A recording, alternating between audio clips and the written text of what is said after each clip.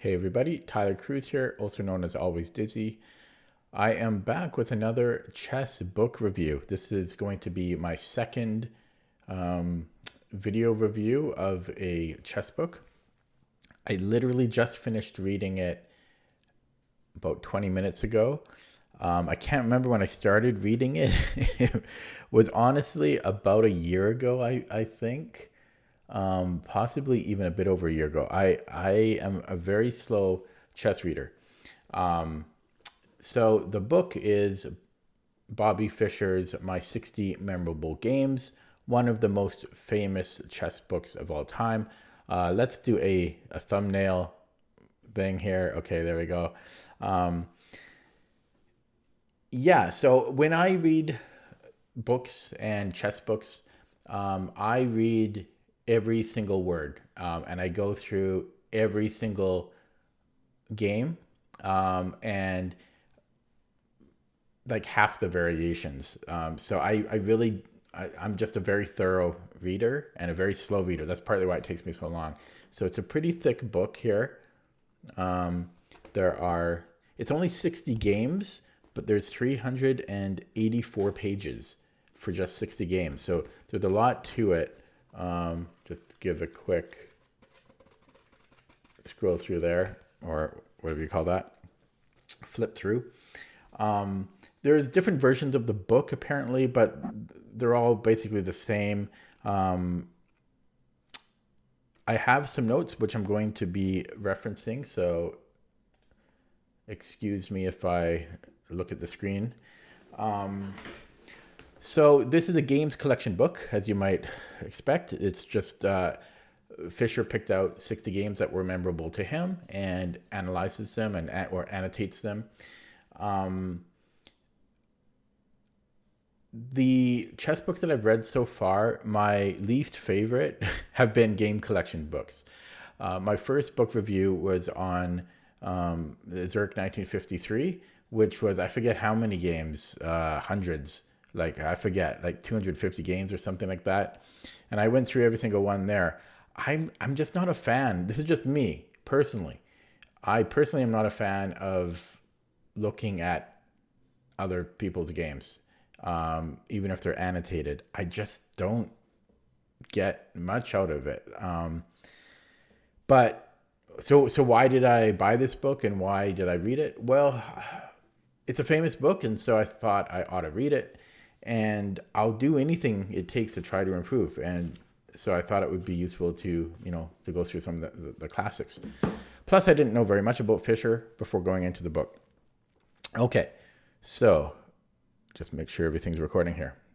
So first of all, I guess I'll just start with what I thought about it. Now, getting back to what I just said, since I personally don't enjoy looking at game collection books, I didn't enjoy the book, honestly.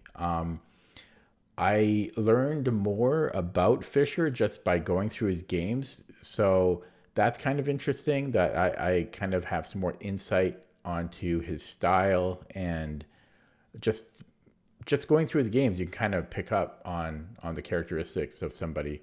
But I did not find it enjoyable to read, but it's so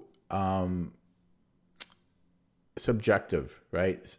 If you love going over famous games, you'll probably really enjoy this book. I just personally don't. Now, I think what I was surprised about with the book is just how difficult it was. I know there's the Bobby Fischer Teaches Chess book, which wasn't written by him, and those are all like back rank mates.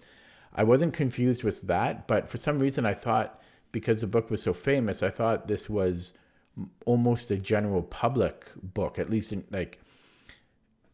I thought almost the average person off the street who knew a tiny bit about chess could buy it and enjoy it. But this is actually a very difficult book. Now, it's a game collection book, so he's not teaching anything in it, but the way that the annotations are, it really assumes a lot from the reader. As of the time of this video, I'm 1776 FIDE over the board rating.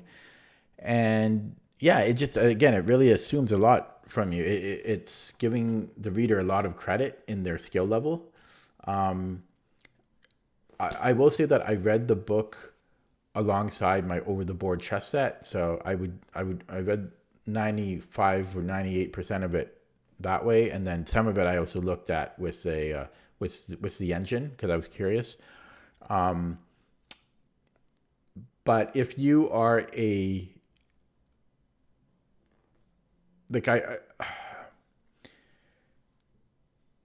if you are under, like, you probably want to be at least 1500 chess.com, 1700 lead chess minimum to read this book. Because I don't think you'll get much from it otherwise, and that's minimum. Because again, even for me, it was kind of a difficult read. So reading my notes here again. So every game starts with a introduction. It's like a few paragraphs by Larry Evans, and he summarizes the game. Now it's a nice idea, but I didn't like it because I don't like spoilers, even when I look over chess games. And it's just pure spoilers. So he'll tell you who won, and he'll tell you how they won, and he'll even sometimes say specific moves. And I don't know, that to me, that it's that ruins it. It's like if you're if I'm about to watch a movie, I don't want to have somebody tell me the whole plot line and then not even just and then actually just what happened. It's a whole summary right before you read the game. So I did not like that. And then I guess you could say, okay, why not just skip that? I guess you can, but it doesn't really make sense. I didn't like that. I'll just give you an example. Give me a second here. Okay, so here's like the start, and then he'll give like here. So Larry Evans would write this little introduction on what happened in the game.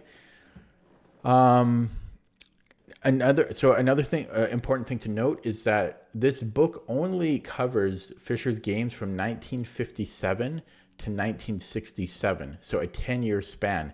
That means it covers most of the games from when he was a kid, because 1957 he was, I think, 14,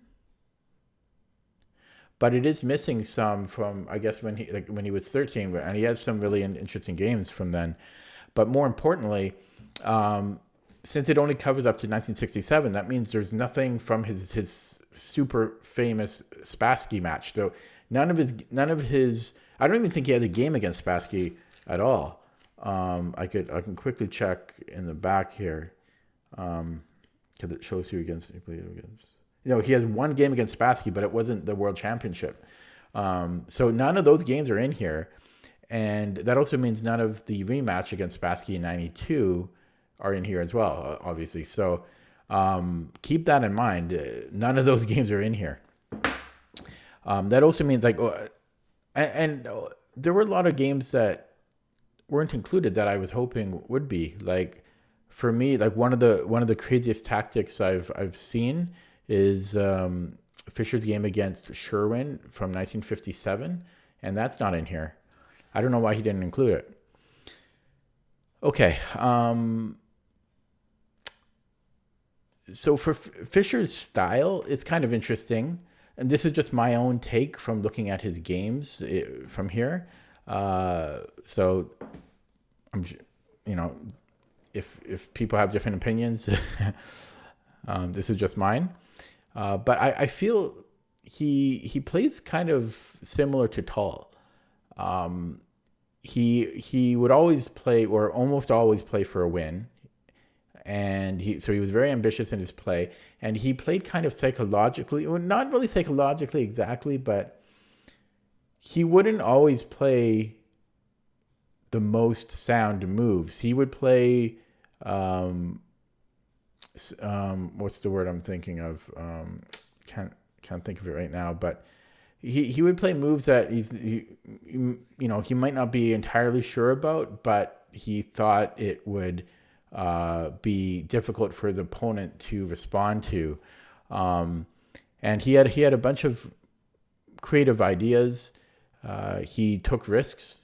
Again, he liked to play for wins. Um, when I did look at some of the games and moves with the engine, there's actually a lot of errors in his games and his analysis, which is interesting. So even his post, like even in his analyses, yeah, there's like the engine just completely disagrees with some or more often it's that Fischer just misses some of the engine's ideas. Now, of course, you're going to say that that's the case with anyone, but I don't know if that's entirely true. I think that's more Fischer's style, because like Capablanca was really really accurate. Um, another interesting thing I noted is that I think Fischer uses absolute excessive amount of exclamation marks. Um, so it's like almost every two or three moves has an exclamation mark, which, yeah, he just throws them out there. I guess he just means like it's a good move, but it's, yeah, it's like they're left and right. Maybe not every two or three moves, but maybe every, I don't know, 4 or 5 moves. I'm just flipping through the book now. Maybe not even that much, but there's a lot. Yeah, maybe every 5 or 6 moves there's an exclamation mark. So sometimes in the book, Fischer would explain simple, like 1 or 2 move combinations. It's like a simple mate threat or a simple winning of a queen, like a discovery. But then more often than that, he wouldn't explain moves that I didn't understand. I would then have to figure it out or use the engine to figure it out. So it's not really consistent on why he sometimes says the obvious and then sometimes he just omits discussion on moves. There's a fair bit of opening discussion from Fischer here. He explains a lot of different opening variations and ideas, but I think while maybe the general idea of them can still stand, his recommendations and his dismissal of some moves are really outdated. Like the engine does not agree with that. It's not really. It's just outdated, and that's just going to happen with any older chess book, unfortunately. There's a lot of variations in the book, and they go pretty deep. And they go depends on the game, right? But especially in the second half of the book, or even the last third, I kind of noticed they go pretty deep. Here's an example. Just flipping through it now, like this whole thing is variation. This is a variation. So yeah, I guess I'll just flip slower through the book. I'll just give a couple random pages of what it looks like, the book.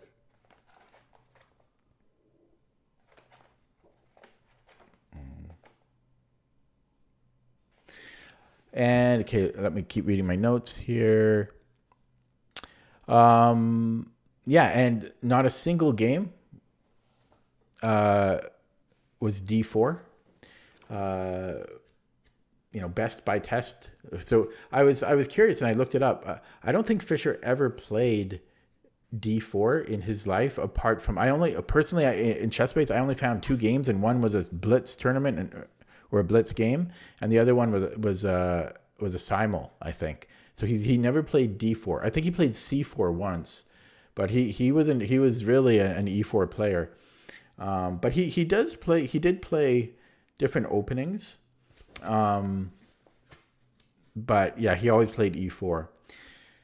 And I was curious. Like at the end, there's just some stats and stuff about him, and I was surprised that. Where's my camera? How come I'm looking? Oh, this one. How come it's?